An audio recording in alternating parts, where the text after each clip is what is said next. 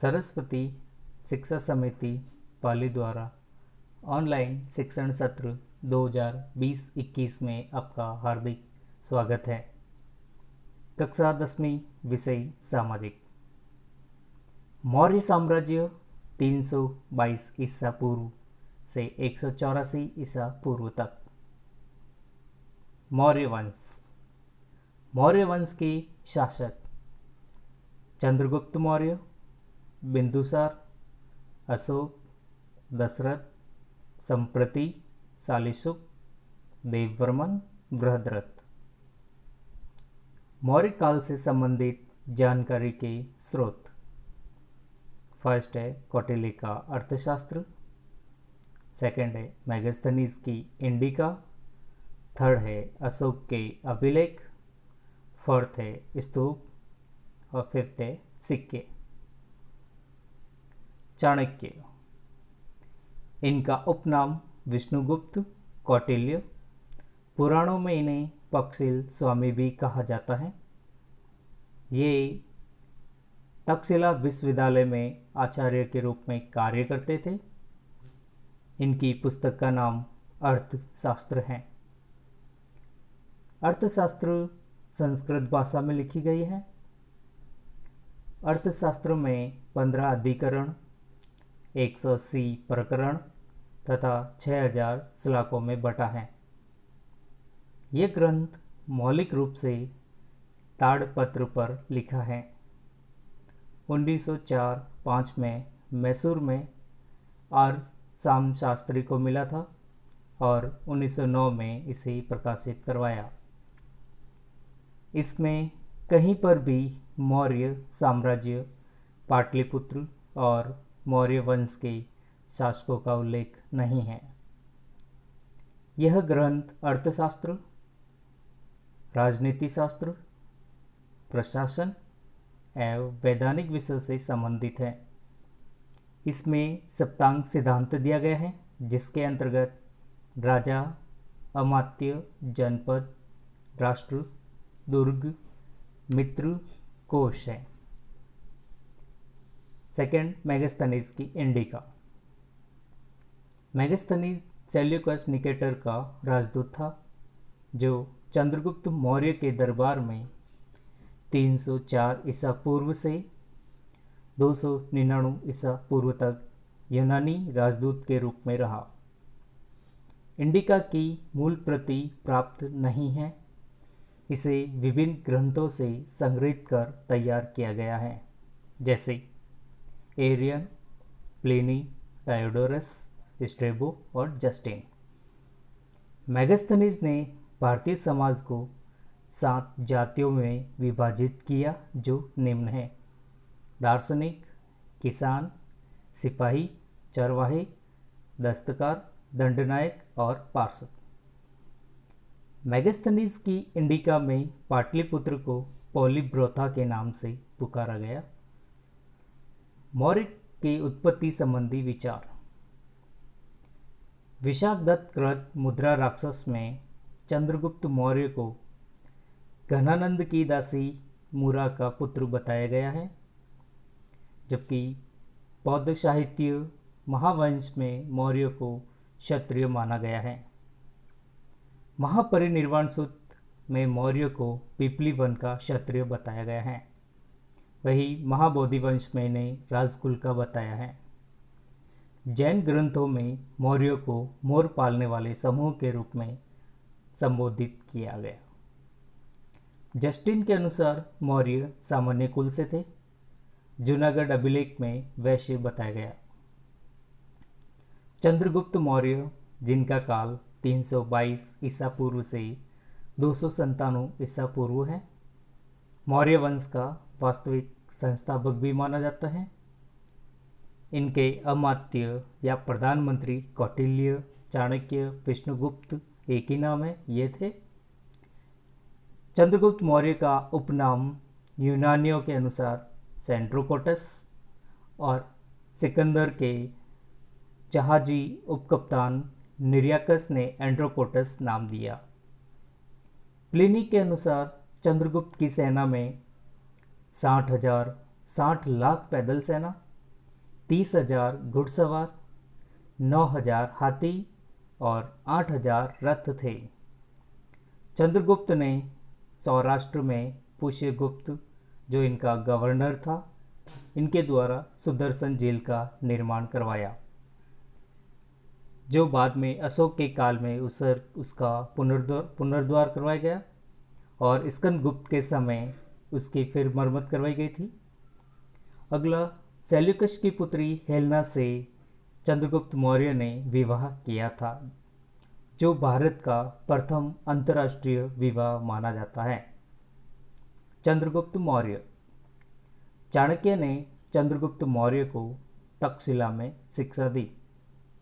322 ईसा पूर्व में घनानंद को हराकर मगध का साम्राज्य की स्थापना की। 305 ईसा पूर्व में यूनानी शासक सेल्यूकस को पराजित कर अफगानिस्तान का क्षेत्र जीता। सेल्यूकस निकेटर सीरिया और बेबीलोन का उस समय शासक था। सेल्यूकस ने हारने के बाद चंद्रगुप्त मौर्य को हेरात, कंधार, काबुल, बलूचिस्तान के क्षेत्र दिए थे। इसने सेना एकत्रित कर पश्चिमोत्तर भारत को यूनानियों से मुक्त भी करवाया था। साम्राज्य वर्तमान दृष्टि से देखा जाए तो उत्तर प्रदेश, बंगाल, बिहार, मैसूर, दक्षिणी भारत के अंतर्गत थे। यूनानी राजदूत मेगास्थनीज चंद्रगुप्त के दरबार में आया। मेगास्थनीज की पुस्तिका इंडिका में पाटलिपुत्र प्रशासन का वर्णन भी किया गया। मेगास्थनीज ने भारतीय लोगों के उच्च नैतिक स्तर की प्रशंसा की तथा सादा जीवन, मितव्ययिता को उनकी सुखी जीवन का कारण बताया। चंद्रगुप्त मौर्य ने भद्रबाहु के नेतृत्व में श्रवणबेलगोला, कर्नाटक, मैसूर में स्थित है, जहाँ संलेखना पद्धति से अपने शरीर का त्याग कर दिया। संलेखना पद्धति ये जैन धर्मों में होती है। जब अपनी मृत्यु नज़दीक होती है तब व्यक्ति भोजन, जल, अन्न ग्रहण करना बंद कर देता है तथा अपने कायाक्लेश यानी अपने शरीर का त्याग कर देता है। इसी तरह से चंद्रगुप्त ने अपना त्याग किया था। उसके बाद उनके पुत्र बिंदुसार मौर्य साम्राज्य के सम्राट बने। बिंदुसार का काल 297 ईसा पूर्व से 273 ईसा पूर्व है। यूनानी लेखकों ने बिंदुसार को अमित्रघात या अमित्रोचेटस कहा है। बिंदुसार के समय तक्षशिला में 2 विद्रोह हुए। पहले विद्रोह को दबाने के लिए सुसीम को भेजा, बाद में अशोक को भेजा। अशोक ने विद्रोह को दबा दिया था। यूनानी राजदूत डायमेकस इनके दरबार में आया। स्ट्रैबो के अनुसार बिंदुसार ने सीरिया के शासक एंटियोकस से 3 वस्तुओं की मांग की थी। पहली मीठी शराब, दूसरे सूखे अंजीर व तीसरा है दार्शनिकों की मांग की थी। एंटियोकस ने मीठी शराब, सूखे अंजीर तो बिंदुसार को भेजे, लेकिन दार्शनिकों की मांग को ठुकरा दिया और कहा कि सीरिया के कानून में दार्शनिकों को भेजना कानूनन अपराध माना गया है। मौर्य सम्राट अशोक, इनका काल 273 ईसा पूर्व से 232 ईसा पूर्व तक। ये बिंदुसार के पुत्र थे। कहा जाता है कि इन्होंने अपने 100 भाइयों का वध करके मौर्य सम्राट का पद प्राप्त किया था। प्रारंभिक वर्षों में अपने साम्राज्य विस्तार के अंतर्गत बहुत सारे युद्ध किए थे। इन्हीं के अंतर्गत कलिंग पर भी युद्ध किया गया था, जो अपने शासन के 9वें वर्ष में था। कलिंग पर भीष्म नरसंहार हुआ।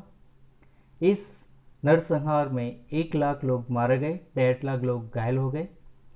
अत्यधिक संख्या में लोगों के मरने से इनका मन विचलित हुआ और ये बौद्ध धर्म की ओर आकर्षित हुए। उपगुप्त नामक बौद्ध भिक्षु से इन्होंने बौद्ध शिक्षा ग्रहण की।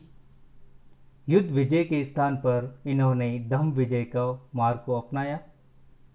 शासन के 20वें वर्ष बोधि वृक्ष व लुम्बिनी की धम्म यात्रा की। इसी के अंतर्गत लुम्बिनी में कर को 1/6 से घटा दिया गया था। श्रीलंका में धम्म प्रचार के लिए अपने पुत्र महेंद्र व पुत्री संघमित्रा को भेजा।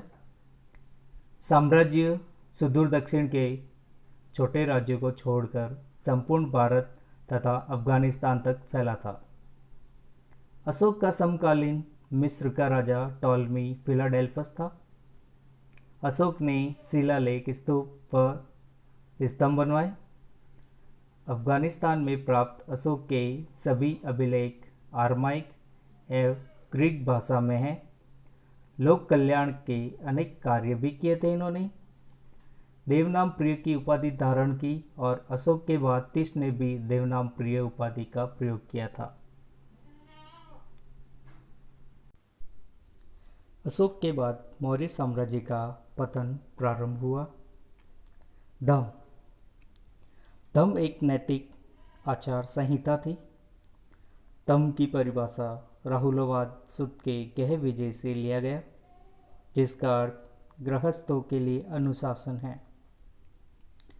अशोक के धम्म के अनुसार माता पिता की सेवा व गुरु का आदर करना, पशु वध पर रोक लगाई गई, पशु अपराधी व नौकर के साथ मानवीय व्यवहार करना, धार्मिक सहिष्णुता पर बल दिया गया, अहिंसा व सत्य को मानना, धर्म प्रचार के लिए महामात्रों की नियुक्ति की गई।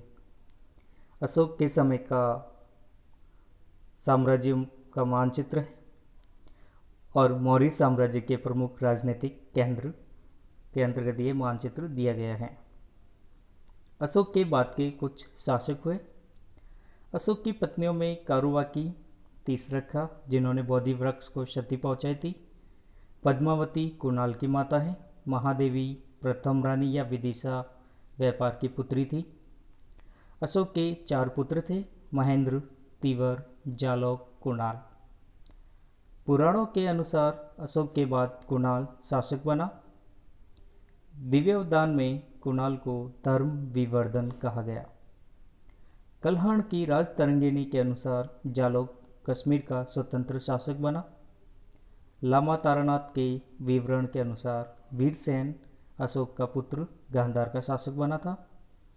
बाद में आते हैं दशरथ। दशरथ अशोक का पौत्र और कुणाल का पुत्र था।